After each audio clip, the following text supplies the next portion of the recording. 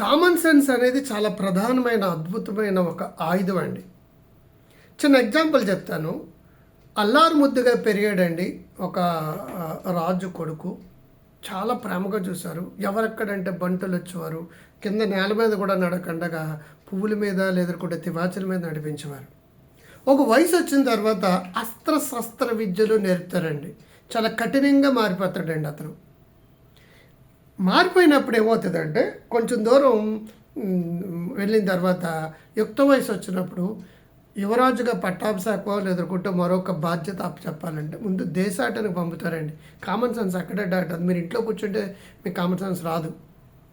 వెళ్ళేటప్పుడు ఏం చేస్తారు, కొంతమంది బట్టల్ని, కొంతమంది ఫుడ్ని, కొంత భోజనం వస్తుంది. ప్రతి చోట ఎవరెక్కడ అంటే అందరూ వచ్చారండి. రాజుగారు ఇంట్లో ఉన్నట్టుగా సాగదు. పడుకున్న తోటకు పాము వచ్చిందండి. ఎవరెక్కడంటే బట్టలు ఉంటారు కదా, దేశాటనికి వెళ్ళాడు కదా, ఇతనే ఇచ్చేసుకోవాలి. వెంటనే దాన్ని చంపడమో మరొకటో ఫైటింగ్ చేస్తారు. ఏ స్మెల్ వస్తే ఈ జంతువులు ఉంటాయి, ఏ స్మెల్ వస్తే నీళ్ళు ఎక్కడ ఉంటాయి, నీళ్ళు ఉండవు, తినడానికి తిండి ఉండదు, కొంత మెటీరియల్తో వెళ్తారు, అది అయిపోతుందండి. ఎక్కడ జంతువు వస్తుందో, ఎక్కడ పాము వస్తుందో, ఎక్కడ నీళ్ళు ఉంటాయి, ఎక్కడ నీళ్ళు ఉండవో, ఎక్కడ ప్రమాదం పంచు ఉందో కామన్ సెన్స్ ద్వారా అతను ముందుకు వెళ్తూ ఉంటాడు. ఈ నాగపాము ఏమైందంటే శాపగ్రస్తుడైన ఒక నాగదేవత అయింది. నీకు ఎప్పుడైనా అవసరం వచ్చినప్పుడు నన్ను పిలుచుకోమంటుంది. ఇంకో చోటకి వెళ్ళాడు. ఒక రాజుగారికి రాజపుండేస్తుంది, అంటే క్యాన్సర్ అనమాట, వచ్చింది. ఎవరైతే గులాబా కావాలి పువ్వుని తీసుకొస్తారో వాళ్ళకి నా కూతుర్ని అర్ధరాజ్యాన్ని ఇస్తానంటాడు. ఈలోగా ఫైటింగ్ కోసం అని చెప్పేసి సముద్రం మీద వెళ్తాడు.